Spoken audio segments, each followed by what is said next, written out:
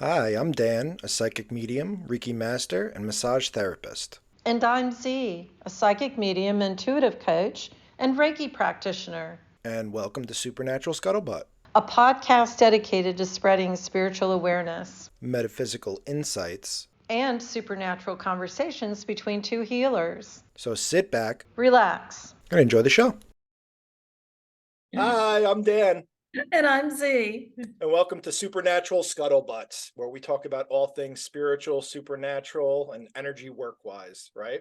So today we are going to be talking about empaths. Yep, that's right. We're going to be discussing empaths, and perhaps you don't know if you are an empath, and perhaps you wondered if you are. But today we're going to cover that topic, and we'll go from there. So, So Dan, Z, I'm going to ask you, what's your definition of an empath?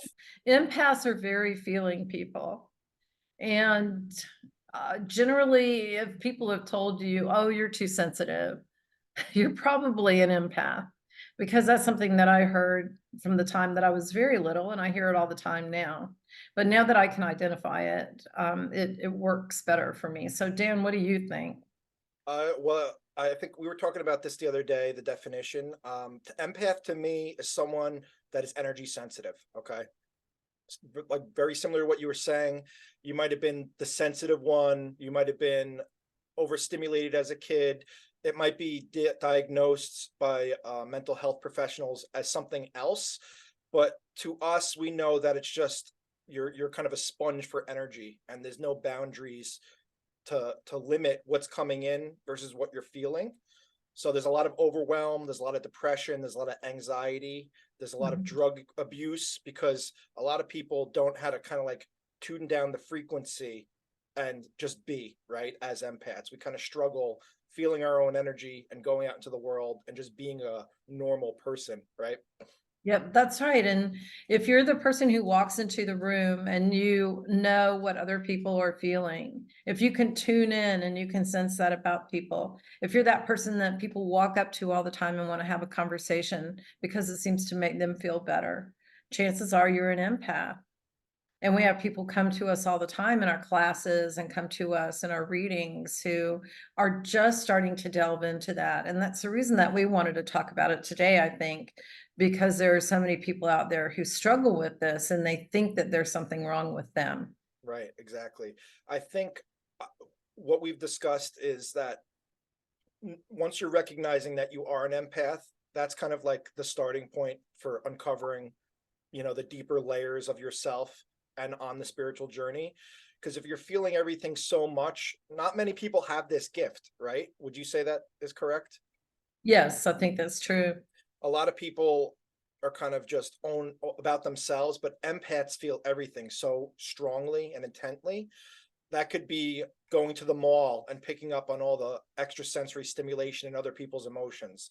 That could be going to the cemetery and feeling the pain that's in the land there, right? It could be a lot of different things that is kind of overwhelming to the individual that is an empath. Yes, and I agree with you. And that's where an empath thinks that everybody in the world feels that way, that everybody's handling it well.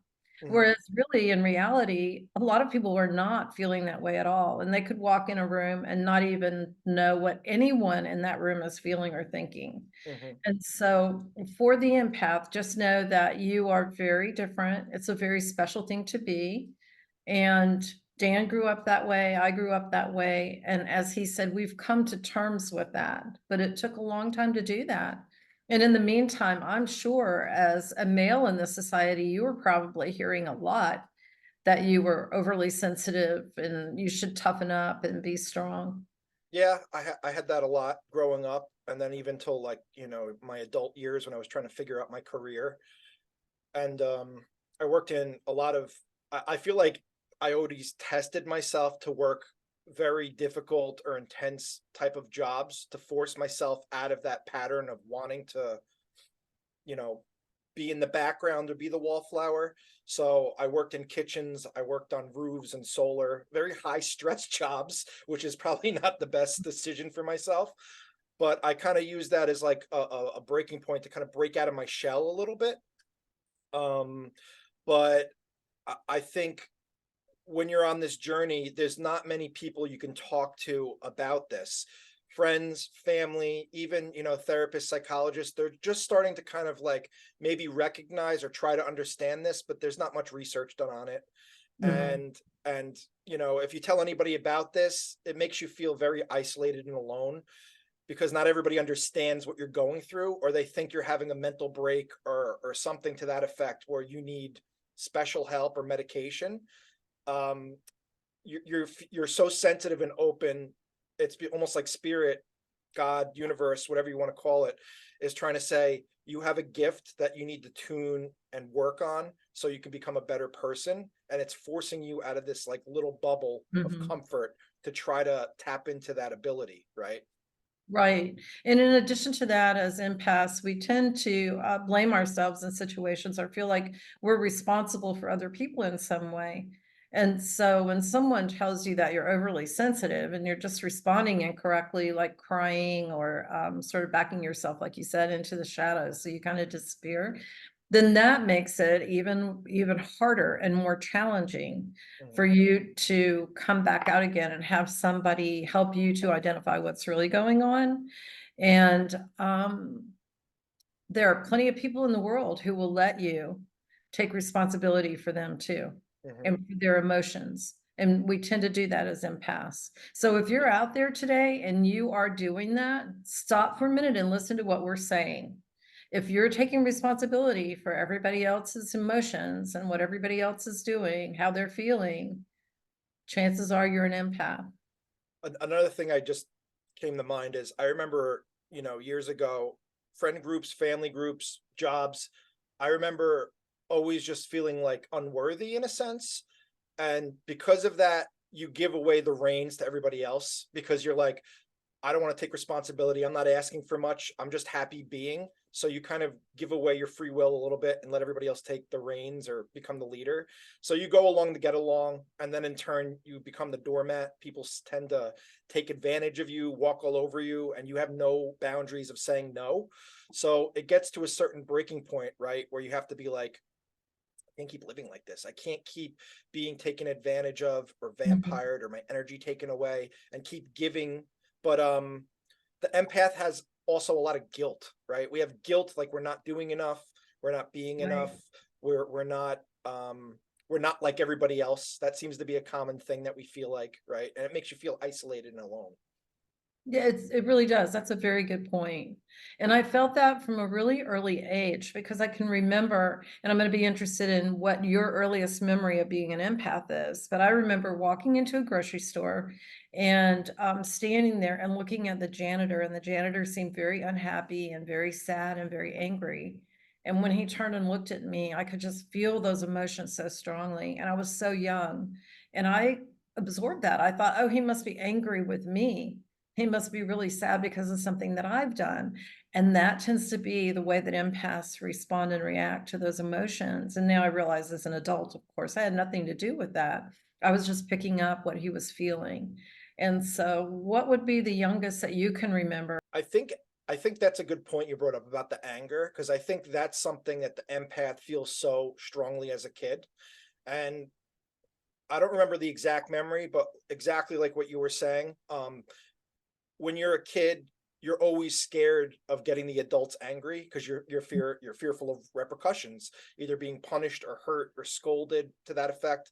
So I kind of carried that into my adult life. When other people are angry around me and I feel that, I kind of clamp up and get nervous a little bit because that like inner child is scared they're going to get scolded, reprimanded, or punished for something. But that's actually a really good point. I think the anger is something that the empath really fears and comes to know and tries to avoid. And that comes in with that people pleasing behavior. We try to make other people around us happy and alleviated because we don't want them angry, because then we'll feel that anger. So it's like a self-protection mechanism to keep everybody else calm and peaceful, so we don't have to feel and absorb their emotions that they feel from something happening. That is such a good point. And again, if you're out there watching us right now and you feel like this really resonates with you, chances are you truly are an empath. So we'll be going into depth a lot about this in our future podcast and videos that we do because this is so terribly important.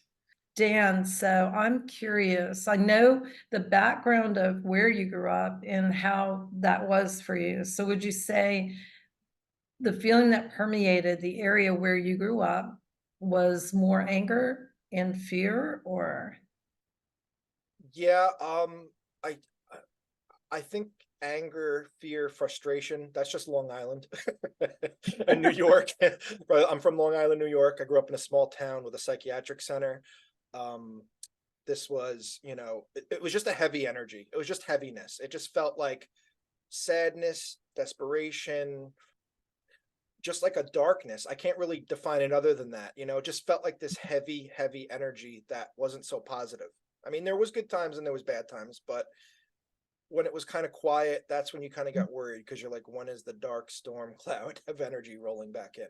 That is so fascinating because it's almost like you talk about this facility as though it was the heartbeat of that town. Like you could feel the underlying pulsating heartbeat of that energy constantly. And it Mhm, doesn't sound like it was a happy energy just because you had people that were dealing with psychiatric issues and the things that they did to patients mhm, throughout the history of that hospital, probably. absolutely. Yeah, there was a lot of this is the late 1800s when the facility was built. The whole town was built around the facility. The facility itself was almost like a self-contained campus. So they had train tracks for coal going right in there. It had a power plant, all the food, they had Wow. farming. A lot of Irish immigrants moved in and worked at the facility and lived in the town. So the town was pretty much built on the immigrants there. So there's a lot of potato farms in the area. Everybody that worked pretty much at the hospital around that time, the late 1800s, lived in the town, right? Like it was like its own self-contained community. But this is also before, medical knowledge was there. People weren't being treated like people in these facilities. They were filthy. There was a lot of weird experiments going on. There was, I believe, even executions. There was an electric chair on one of the floors. There's just like Wow. a lot of heaviness. And also, I always bring this point up. There's what's called Potter's Fields all around the town, where there's pretty much just mass burial Wow. of bodies, in a grave and just Right. big holes, and they just cover it up with dirt. So it feels like there's a lot of like lost, mentally ill, wayward souls kind of ruminating around the town, feeling lost, feeling confused. And in turn, the town seemed to, us, the living, were absorbing that energy and feeling that Wow. negativity in some sort of regard.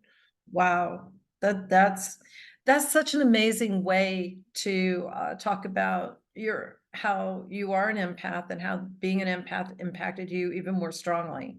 Because people who were working and tied to that hospital, working in that hospital, that's one thing because you're coming into contact with that energy every day, but you're living in it. Because I believe you told me you could see that hospital through the trees Yeah. um, during certain seasons.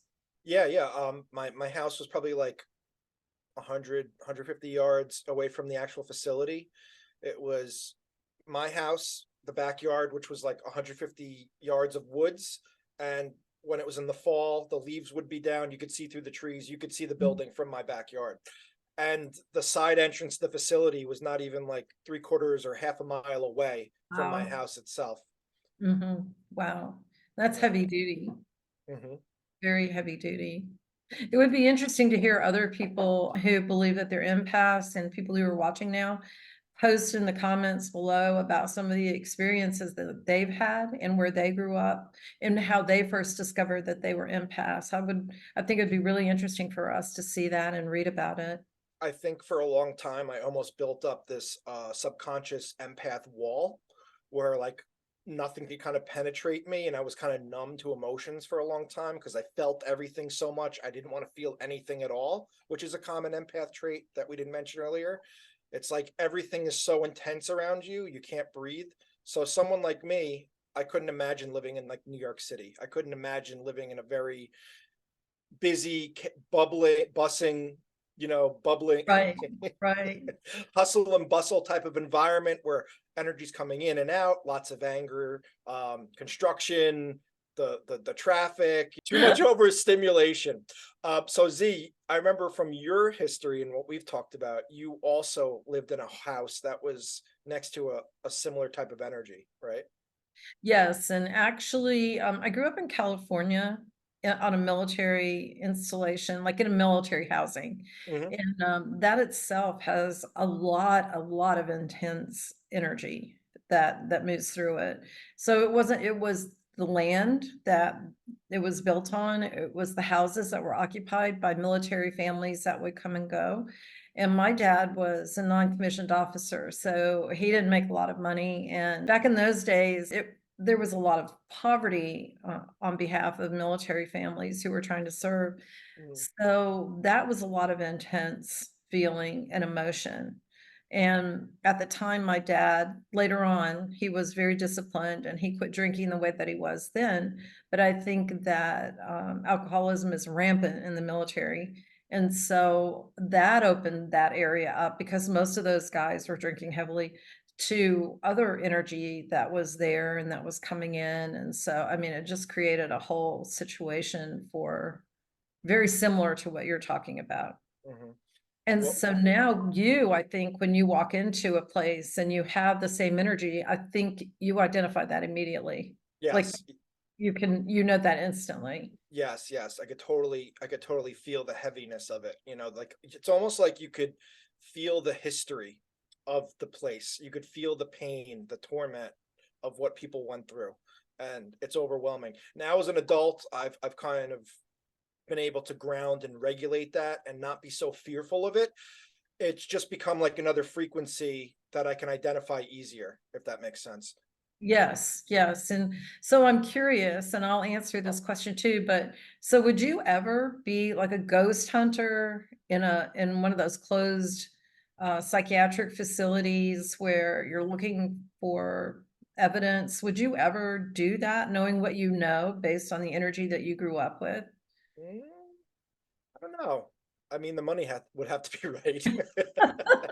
um, I, I'm not going to go volunteer and do that. I'm not going to start like investigating, exploring abandoned places because it's like to me, it's like playing with the Ouija board. It's like you're not going to be getting anything good by playing with it. You're opening or tapping into energies or frequencies that'll recognize you as this energy sensitive on this side. So I don't need wayward souls following me home.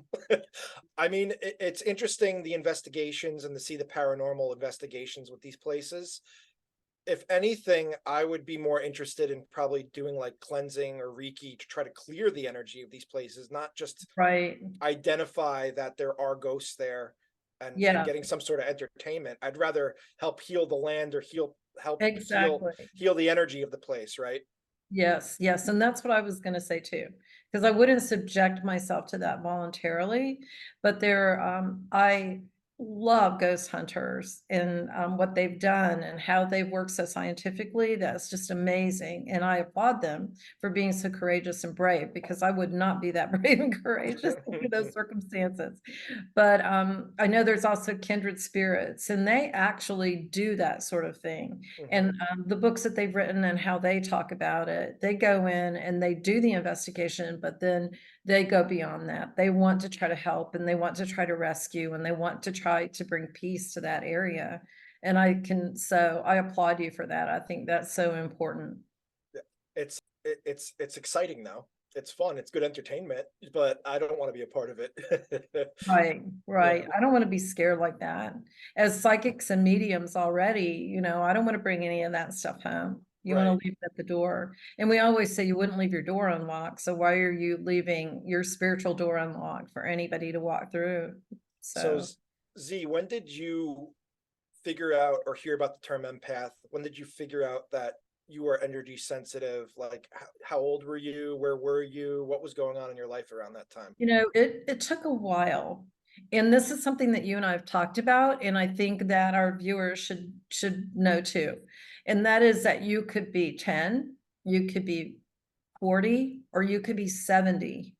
Because I know that in the classes that you teach for Reiki, you've had varying ages and you've had people who are just discovering their abilities in their 70s. So I didn't even begin to start studying mediumship and really look at this very strongly until I was in my 50s. So it's really interesting how it plays out, because you and I talked about this. There is no age on the other side, and so it's just our soul. So you've So, only been doing this for a year? yeah.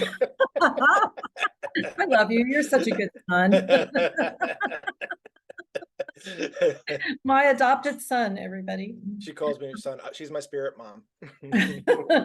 What about you? How old were you? I don't know, like when I was like, I remember when I was like 3, 4, or 5, I just felt like something was different. I had this feeling like my family wasn't really my family and I didn't belong to them, or I thought I was adopted or something, which I think a lot of empaths feel because they just feel like they don't fit into the family Yes, dynamic so well. yes, So yes. when I was like 4 or 5, I just kind of felt like something was different. And me being a kid, I was always interested in the supernatural. Yeah. I loved Ghostbusters. I loved Indiana Jones. I loved these concepts that we didn't really talk about in everyday society, but we kind of got entertainment and a thrill watching them from movies or TV or whatnot. And actually watching Star Wars as a kid, A New Hope, the first one that ever came out in 77, when Obi-Wan's first talking to Luke about the Force and what it like to feel it, it gave me like chills up and down my spine. It's giving me goosebumps and my hair standing up right now. It just made so much sense to me. I wanted it to be real. And lo and behold, that I know it is real, because the concept of Star Wars comes from um, Indian mysticism and Chinese energy work and meditation and Tibetan monks and all that type of stuff. It has that roots in there.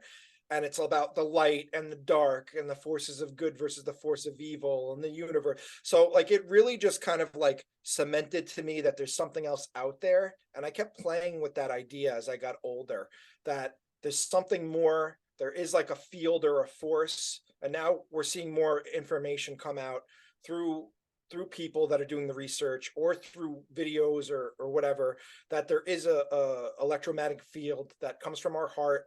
There is a field around the earth that we're tapped into. We're all connected at some level. And there Mhm. is what's called like a force that's binding and holding everything in the universe together, right? Yeah, that's so interesting. So when did you begin to identify yourself completely as an empath? I heard the term probably when I was like 25, 26, so like 13, 14 years ago. And I knew I was perceptive of energies. I just didn't know that it was called empath. I remember coming across some article or something. I was doing some sort of research, and this is before videos were big on the internet. It was a lot of articles and Mhm. blogs and just like, amateur websites. So I started reading up the facts on what it is to be an empath. It's like super Mhm. sensitive, emotional as a kid, has to ground often, doesn't like, being around people or crowds. Like there was just like, I was like going down the list and it was like, yep, yep, yep, yep, yep. Mhm. And then I like realized I was one. And I told like one of my best friends, I'm like excited. I'm like, I'm an empath. And he was like, didn't really give a shit. He didn't really care. So then I was like, all right, I guess this is a solo journey yet. And my wife and me, we were together since I'm 19. I always talked about these concepts. I always talked about this stuff. It really excited me. Didn't really excite everybody else around me. She wanted to understand and she didn't think I was crazy, but she just couldn't understand at the time. So the empath journey kind of led me into buying more spiritual books, looking into psychic mediumship, looking into doing energy work, working with the chakras, different Mhm. meditation and visualization techniques, the law of attraction. And then I kind of got like a little bit obsessed with the occult. I started looking into like the ancient hidden mystery schools of Egypt and Greece and like what the Romans did, divination practices, the brotherhoods or the dark brotherhoods of the world. It kind of really interested me because some of these fraternal organizations have been going on for thousands of years and they've been hiding secrets from the rest of humanity. So my question was always like, what are they hiding or keeping from us that we could, benefit or use ourselves in our everyday life? Mhm. Yeah, What I about know, you? I know. I know you like a good story like that. Yes.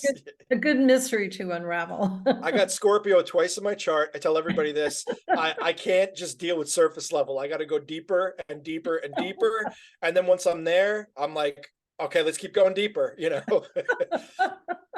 But what about you, Z? When did you start uncovering all of this and doing the research? You know, you hit on a good point because without the internet and without being able to Google all kinds of stuff and see how connected we all are, I didn't know the experience, what was happening with the experiences that I was having. So I could hear people walking around, I could hear voices, I could sense that somebody else was there.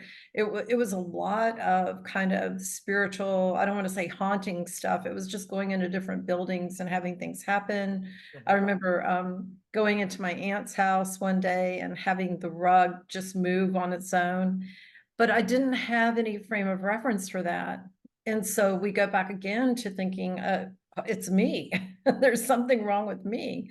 When in reality, after I was able to start researching all of that, I found out a lot of people have those experiences and they have the same reaction. They think that they're crazy and there's something wrong with them.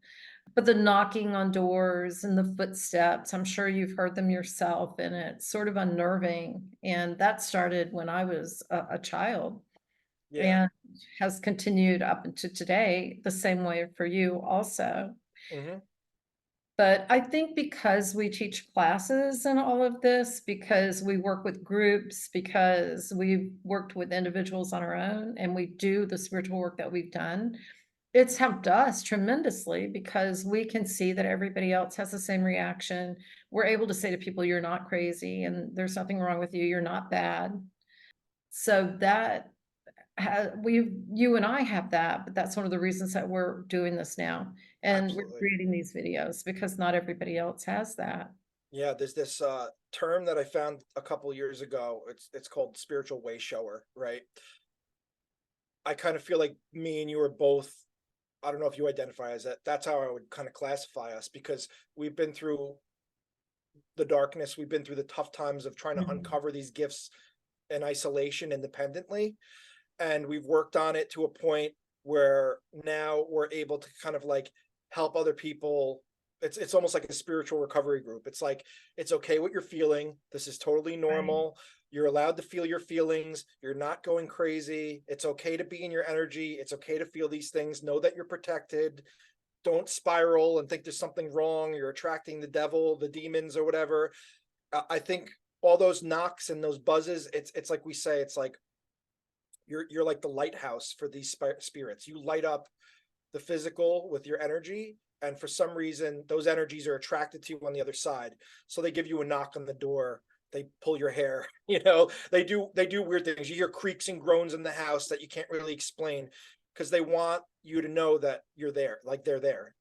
They're trying to get your attention for some reason. Right, right. That's so true. And these things tend to run in families. So we've talked about that a lot. If you have a grandmother who had abilities, or if your mother has abilities, your dad, whoever it would be, they tend to run in families. And so my daughter is very heavily a very, very good psychic medium. She doesn't practice, but when she was little, I told her, this is like if you're walking down the street and nobody else is speaking your language and they're not seeing you, and so they can't understand you and you feel so isolated and alone, but all of a sudden somebody comes walking along who can understand you and actually looks at you for a minute, that person is going to want to stick with you. That person is going to want to try to communicate with you, just like you said, Hmm. because that's a lonely, isolated person for some reason who just needs your help. Right, right. Well, I think you mentioned that way earlier in this video, but people just stopping you in public and just unburdening themselves to you. That's a common empath trait. And a lot of people I've given readings for or taught have been like, I'll just be walking in the store and someone will make eye contact with me and just start talking and just tell me all these deep, dark thoughts that they're having. And, usually the common response people have is like, after 2 to 5 minutes of this, the person that came up to you is like, I don't even know why I'm telling you this. I can't even talk to my own family about this, but for some reason I'm just unburdening you. And they stop the pause and then they just keep going. It's like they recognize that they got caught in that flow of unburdening And then they're like, okay, I'm just gonna keep going, right? Yes, and so for whoever, anyone watching this, if you have unusual, like Dan said, the knockings, the somebody pulling your hair, whatever it would be, it's the same thing. It's just for someone on the other side saying, I don't know why I'm telling you all this. I've got to unload all this. I just connect with you so much. You just can't see them. And so it's not really anything to be afraid of, but it's something to be cautious about if you're when you're at home, because I think you need to put those boundaries up. So Z, why don't you tell everybody about the clairs? You're really good at describing the clairs. So when we talk about empaths, and you had a really good question about this the other night, and you and I had a very long discussion about it. And I want to give a shout out to Beach Dreams Coffee Shop in North Myrtle Beach, because Mary, the owner, is wonderful. She has allowed us to come in and talk to a lot of people. We have meetings there, but also Dan and I have had a lot of discussions there that have been very in-depth, and they tend to draw people in, and people want to sit and they want to talk about all of this. And that's really where this concept came to be, about just talking the way that we've talked at Beach Dreams. So when we talk about empaths, we talk about the senses that they're using. We're as empaths using those clairs all the time, but mostly you, as you said, you start out using your feelings because you're an empath and that's what you're using. So claircognizance tends to be the big one. And can you elaborate on that a little bit for everybody, please? The claircognizance. I think that's what the knowing, right? It's just somehow you just know. Yeah. So it's this just feeling like, when I've worked with moms, right? We'll put it this way. When you're a mom and you give birth to a child, it's almost like you and that child are energetically tapped into each other. It's like mother's intuition. We always hear about that term, where if something happens to your kid, they could be across the world, something just hits you in the gut or the heart space, and you're just like, oh my God, like something's wrong. Like my child is in fear. I could feel it, or something is happening. I'm worried about them right now. So I think a lot of women experience that. It's almost like this phenomenon that we kind of accept as mother's intuition. And sometimes it can be cloudy, but I think that that's that inner knowing we're talking about, where something just happens and you're just like, this is happening. I could feel it. I could sense it. I can't explain it. I can't quantify it. I can't measure it. I can't give you any other reason other than the fact that I just know so strongly this is happening, right? Yes, exactly. That's exactly it. You just clearly know you are so connected with your child. And one of the clairs that I didn't mention before, but people get confused with it, is clairsentience too. And that's clear sensing, like you're clearly feeling and sensing something. So like Dan is saying, if you just know it, if you just know beyond a shadow of a doubt, that's claircognizance. If you're sensing it and you're feeling it, that's clairsentience also. People get those mixed up, and that's one of the reasons that I kind of left that out for a minute, because they go hand in hand, but there's a lot of confusion about it. But when I was an EMT, we got a call one day for an accident, and I went out into to get into the ambulance. And as I was opening the door, I said, "Oh my God, it's my daughter. She's been in an accident." I just knew.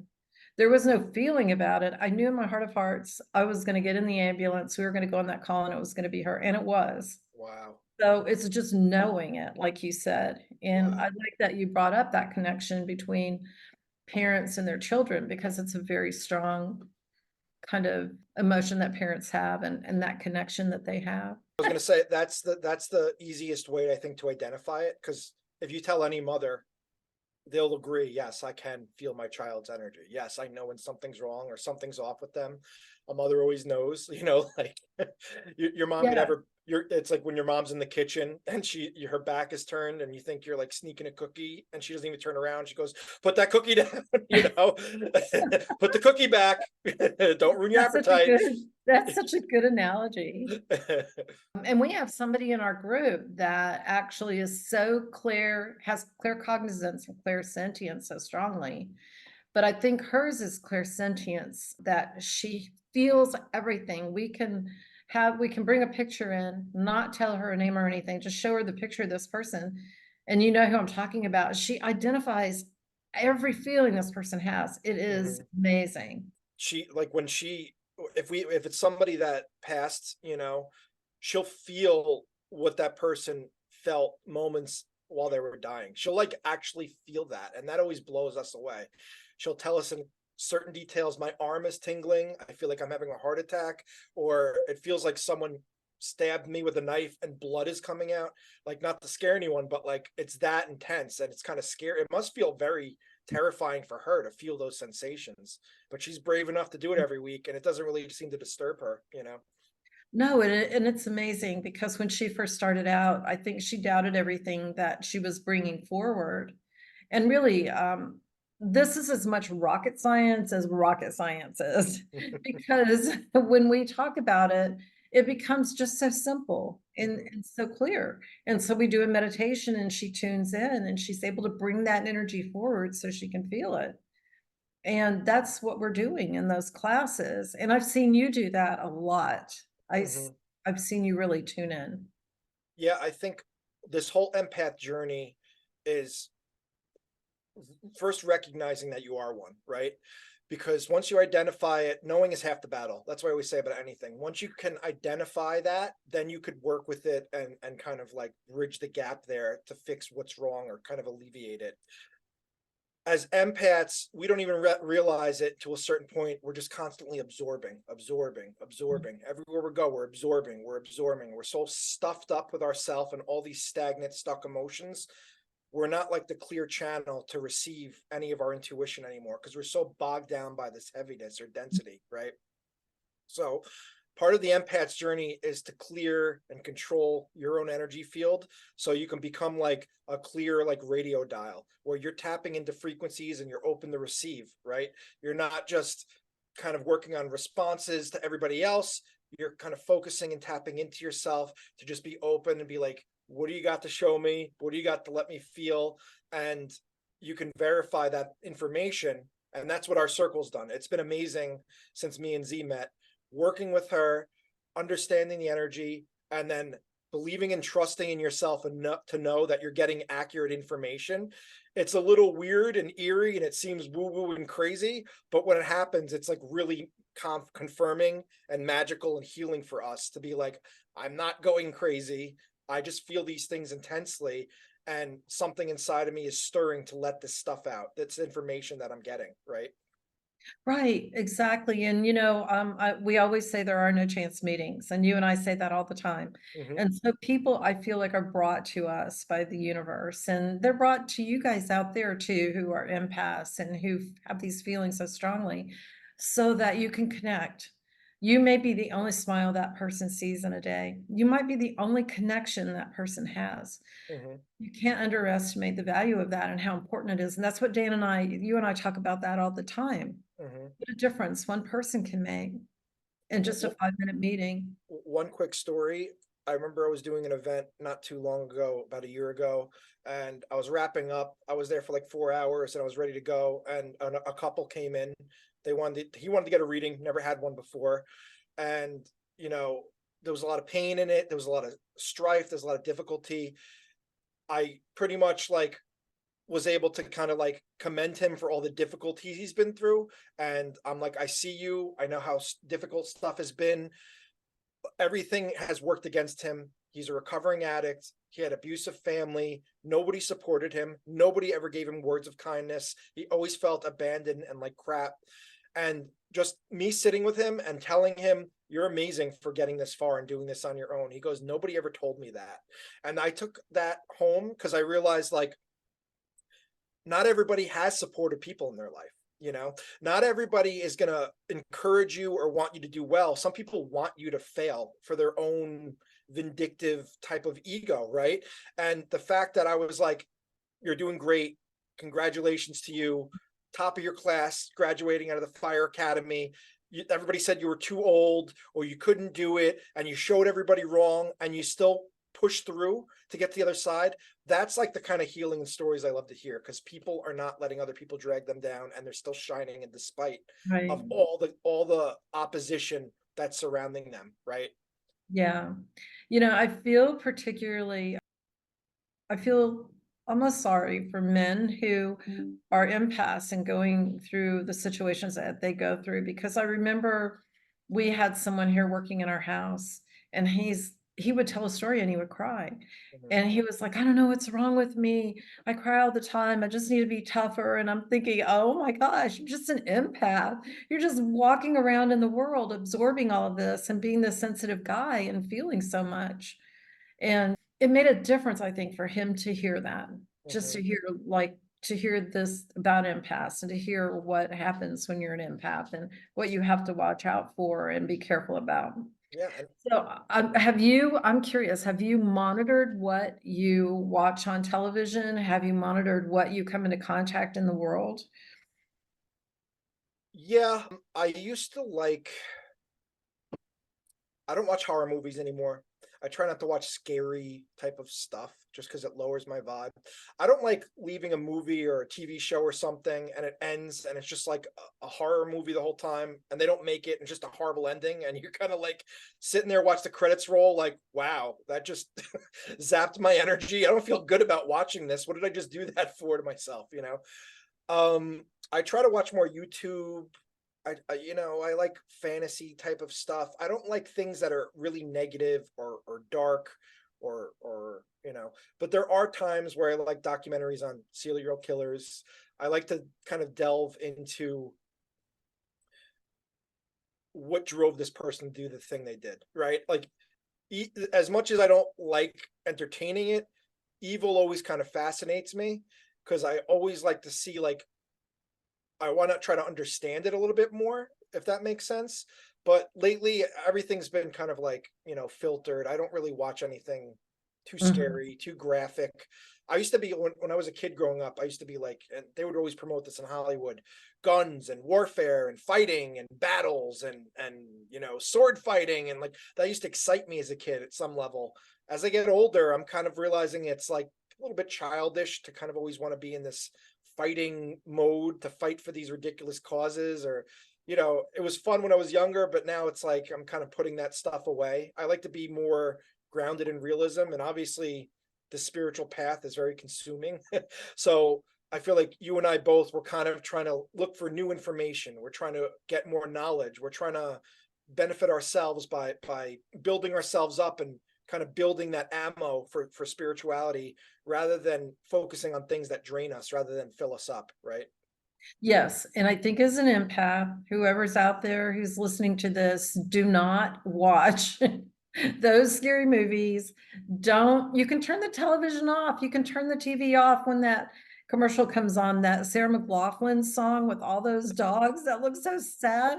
Oh my God. That takes 5 years off my life every time that I see it. Like that just makes me cry for days. So you Uh-huh. just turn that stuff off and realize that you were so sensitive that you just cannot. It's okay to turn that off. It's okay to set your boundaries. Mhm. It really, really is. So Well, go ahead.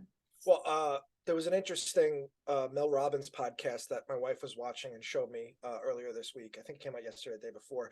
She had a psychologist on that was talking about the phone and the digital stuff, right? And it was like when you're constantly scrolling on your phone, you're emotionally numbing yourself. So I think we do the same thing with the TV. We're constantly just turning it on to forget about our lives and just, get locked into something to Yeah. forget about it. But while we're doing that, we're not processing our emotions from the day. So we're bypassing our emotions, trying to forget that they're not there and just trying to zone out into whatever program to forget that we have to wake up for work the next day. Yeah, I think you're right. Well, that's going to be the conclusion of our first episode. Thanks for tuning in and watching us. There's going to be more to come. If you think you're an empath, we'd like to know. If this video resonated, please like, comment, subscribe.